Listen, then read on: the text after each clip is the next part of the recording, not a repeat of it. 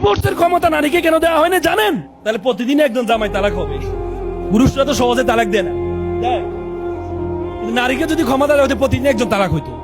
এবং ঢাকা শহরে একটা জরিপে দেখা গেছে আমাদের রাষ্ট্রীয় আইনে মেয়ে স্বামীকে তালাক দিতে পারে, তার 99% মেয়ে তার স্বামীকে তালাক দিয়েছে। মিনিটে 2টা তালাক হয় ঢাকা শহরে, এবং তার 99% হচ্ছে নারী কর্তৃক স্বামী ডিভোর্স দিয়ে। ওই দিন আমার কাছে একজন আপা আসছিলেন, এসে আমাকে বলে আমি স্বামীকে ডিভোর্স দিতে চাই। দিতে চান? এই কারণ স্বামীর এই সমস্যা আমি তো আর জানি। আমি বলি, আপা আমি আপনাকে আপনার ডিভোর্সটা আমি করাবো, কিন্তু 1 সপ্তাহ পরে করাবো। আমি আপনাকে একজনের নাম্বার দিব, আমার ক্লায়েন্ট ছিলেন, উনিও ডিভোর্স দিয়েছিলেন স্বামীকে। ওনার সাথে আপনি 5টা মিনিট বা আধা ঘন্টা পারলে দেখা করে ওনার সাথে একটু কথা বলবেন।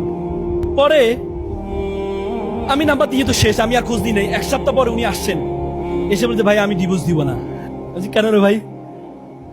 বলে যে ভাইয়া আমি ওনার সাথে কথা বলে যেটা বুঝতে পেরেছি, ডিভোর্স দিলে যে একটা মেয়ে তার বাবার বাড়িতেও কি হয়ে যায়, বোঝা হয়ে যায়। আমি ওনার সাথে কথা বলে বুঝতে পেরেছি আমি আমার ডিভোর্স দিব না। নারীরা একটা কথা বলেন, আমাদের এলাকায় একটা কথা বলে, আমার জামাই ভালো তার মেয়ের কথা শুনে, আর আমার ছেলে খারাপ তার বউয়ের কথা শুনে।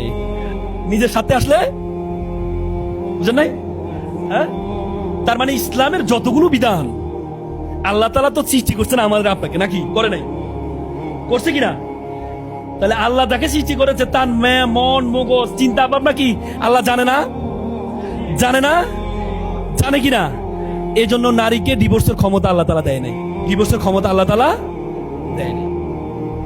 তার মানে আল্লাহর যত বিধান, আমি আপনাদেরকে 1 ঘন্টা না, আমি আপনাদেরকে টানা 3 দিন আল্লাহ তাআলার বিধান এবং বৈজ্ঞানিক ভাবে যে প্রমাণিত 3 দিন আমি টানা কথা বলতে পারবো, যদি আল্লাহ তাআলা আমাকে সে ক্ষমতা দেয় আমি কথা বলতে পারবো।